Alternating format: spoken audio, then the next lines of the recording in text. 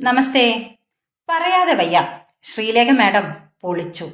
ലേറ്റാ വന്നാലും ലേറ്റസ്റ്റാ വരുവേൻ എന്ന് സ്റ്റൈൽ മന്നൻ പറഞ്ഞതുപോലെയായി ശാസ്തമംഗലം കൗൺസിലറും മുൻ DGPയുമായ ശ്രീമതി ആർ ശ്രീലേഖയുടെ എൻട്രി. മേയർ ആയില്ലെങ്കിലെന്താ, മണ്ടക്കിട്ടല്ലേ മേട് എന്ന് പൊതുജനത്തിനെ കൊണ്ട് പറയിപ്പിച്ച സൂപ്പർ എൻട്രി. നന്മമരമായി ഇങ്ങനെ വളർന്നു നിന്നിരുന്ന മുൻ മേയർ ബ്രോയ് ഉണ്ടല്ലോ, ഇപ്പോഴത്തെ MLA പ്രശാന്ത്, അദ്ദേഹത്തിന്റെ കടക്കൽ മാത്രമല്ല, അദ്ദേഹത്തിന്റെ പ്രസ്ഥാനത്തിന്റെ കടക്കൽ കൂടിയാണ് വെട്ടുകിട്ടിയിരിക്കുന്നത്. ഇവർക്ക് അധികാരം കിട്ടിയാൽ ഇവർ എങ്ങനെയൊക്കെ പൊതുജനത്തിന്റെ കാശ് സൂത്രപ്പണികളിലൂടെ കീശയിലാക്കും എന്ന് പൊതുജനം ഇപ്പോൾ ചർച്ച ചെയ്യുന്നു. കോർപ്പറേഷന്റെ കെട്ടിടമാണ് വെറും 850 രൂപ കൊടുത്ത് വാടക കൊടുത്ത് അദ്ദേഹം ഉപയോഗിച്ചിരുന്നത് എന്ന് ഇന്നിപ്പോൾ പൊതുജനം അറിഞ്ഞിരിക്കുന്നു. ഇതുവരെയും അധികാരം കൈയാളിയത് CPM LDF ആയതുകൊണ്ട് ഇതൊന്നും ജനത്തിന് അറിയില്ലായിരുന്നു.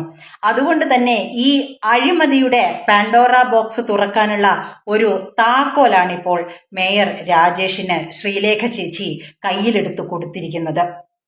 താനൊരു കണിശക്കാരിയായ ഭരണാധികാരിയും സൂത്രക്കാരിയായ രാഷ്ട്രീയക്കാരിയുമാണെന്ന് പൊതുജനത്തെയും പ്രസ്ഥാനത്തെയും ബോധ്യപ്പെടുത്തിയിരിക്കുകയാണ് ആർ ശ്രീലേഖ.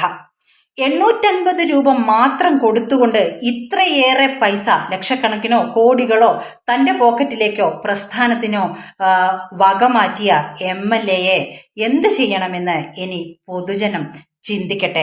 ഇവർ ശബരിമലയിലെ സ്വർണ്ണക്കൊള്ള മാത്രമോ ദേവസ്വത്തിന്റെ ഭൂമിക്കൊള്ള മാത്രമോ അല്ല, പൊതുജനത്തിന്റെ ഇത്തരം ഈ കെട്ടിടങ്ങളുടെ വാടകയുടെ ഇനത്തിൽ പോലുമുള്ള പൈസ പോക്കറ്റിലാക്കും എന്നുള്ളത് ജനം മനസ്സിലാക്കിയിരിക്കുന്നു.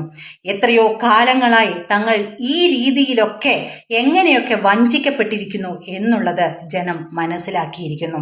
ഒരു പാവം കൗൺസിലർ ഇത്ര കാലവും കക്കൂസ് മുറിയിൽ എങ്ങനെയാണ് ഫയൽ സൂക്ഷിച്ചിരുന്നത് എന്നുള്ളത് പൊതുജനം ഇന്ന് കണ്ടു.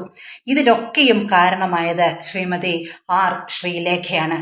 അവർക്ക് ഹൃദയംഗമമായ അഭിനന്ദനങ്ങൾ.